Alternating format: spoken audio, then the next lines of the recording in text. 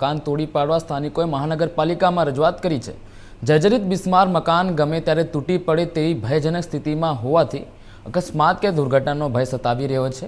અગાઉ પણ સ્થાનિકો દ્વારા રજૂઆત કરવામાં આવી હોવા છતાં તંત્ર દ્વારા કોઈ કાર્યવાહી ન કરવામાં આવી હોવાનો આક્ષેપ કરવામાં આવી રહ્યો છે। જર્જરિત મકાનની બાજુમાં જ શાળા આવેલી હોવાથી મોટી દુર્ઘટના સર્જાય તે પહેલાં તંત્ર દ્વારા કાર્યવાહી કરવામાં આવે તેવી માંગ ઉઠી રહી છે। તંત્ર દ્વારા સોમવાર સુધીમાં જર્જરિત બિલ્ડિંગ પાડવા મામલે કામગીરી કરવાનું આશ્વાસન આપવામાં આવી રહ્યું છે।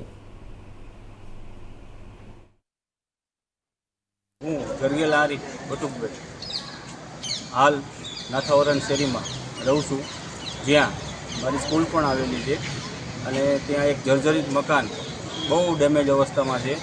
એ અમે રજૂઆત લઈને આવેલા સાહેબ પાસે।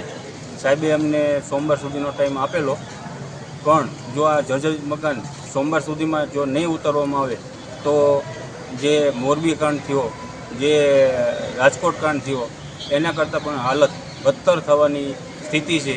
અને ત્યાં રાહદારીઓનો રસ્તો મેઇન ધોરીપુર રોડ અને નાથાવરાની શેરી મેઇન જે રસ્તો જ છે એના ઉપર આ જર્જરિત મકાન છે એ ઉતારી લેવું એ અમારી માંગણી હતી।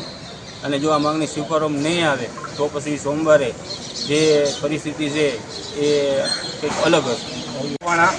ગણપતભાઈ, આપણે વઢવાણ ધોરીપુરથી નાથાવરાની સોળી શેરી જે જર્જરિત મકાન આવેલું હોય, જે અમે આની પહેલાં 3 વર્ષ પહેલાં પણ અરજી આપેલી છે, અમારી પાસેની કોપી પડેલી છે અને આ મકાન ગમે ત્યારે પડવાની હાલતમાં અમારી માંગણી કરેલી છે સાહેબને। સાહેબે અમને સોમવારે આપ્યું, જો સોમવાર સુધીમાં અમારી માંગણી પૂરી નહીં થાય તો અમે બધા વિદ્યાર્થીઓ લઈને અહીંયા આવીને બેસી જવાના।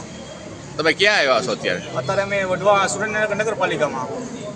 શું તમારી માંગણી છે? અમારી માંગણી કે તાત્કાલિક મકાનની જે કાંઈ હોય એનું પાડી, જે કાંઈ હોય એનું પ્લોટ કરી નાખે, અને નહીં કરે તો શું કરશું? નહીં કરશે તો અમે મંગળવારે બધા વિદ્યાર્થીઓ ટોટલી વાલી બધા અમે આવીને બેસી જશું।